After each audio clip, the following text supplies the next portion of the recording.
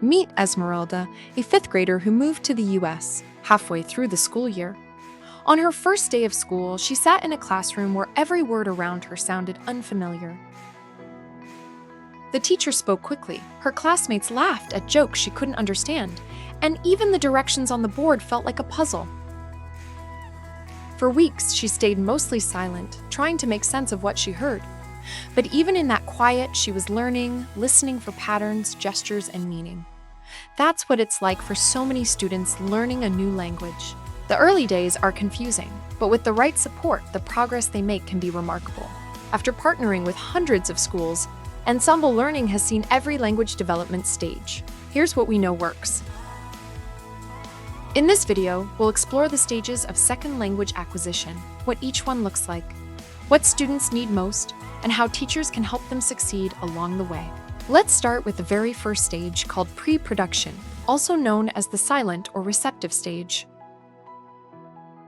During this time, students are taking everything in, even if they don't say much. They're listening carefully, noticing tone, gestures, and patterns in the new language. You might see them responding to simple commands or pointing to objects rather than speaking, and that's completely normal. Some of the best strategies for this stage are to pair students with a language buddy who can model both language and classroom routines, to use visuals and gestures generously, and to be patient. Give them time to think before expecting a verbal response.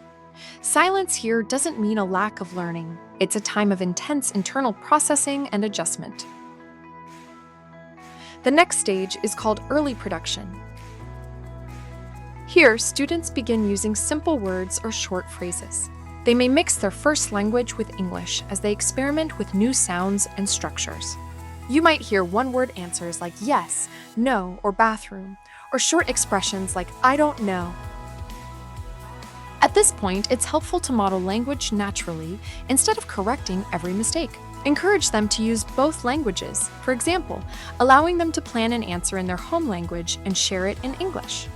Collaboration and peer talk are especially powerful here because they provide safety and support.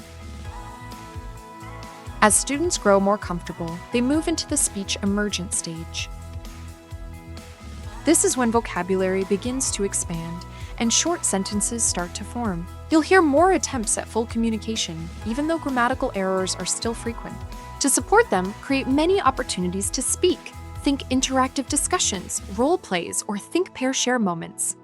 You can also use natural language transfers, like noticing how a word in their first language connects to English, as teaching moments. The goal at this point is confidence, not perfection.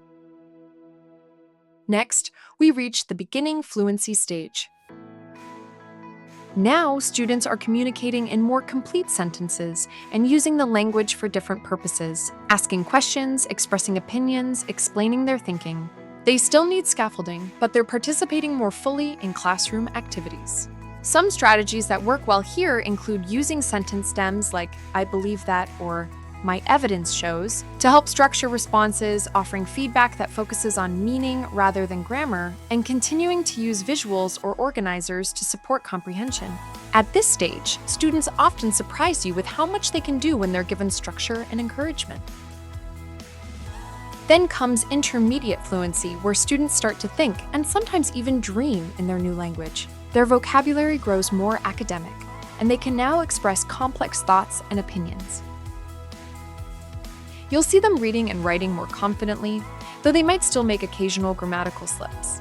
Here, it's time to push for deeper thinking. Encourage students to analyze, compare, debate, and write critically. Provide models of academic writing and feedback that stretches their language without overwhelming them. And always remember to validate both languages. Bilingual thinking is an asset, not a barrier. Finally, we arrive at advanced fluency, or continued language development.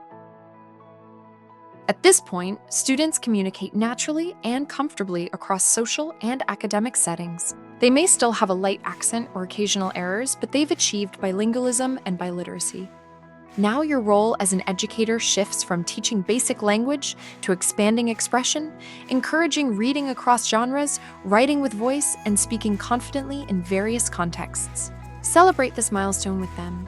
It represents years of effort and growth. Of course, language learning isn't only about words and grammar. There are emotional and cultural layers to every stage. In the early phases, many students experience anxiety and stay quiet. That's okay.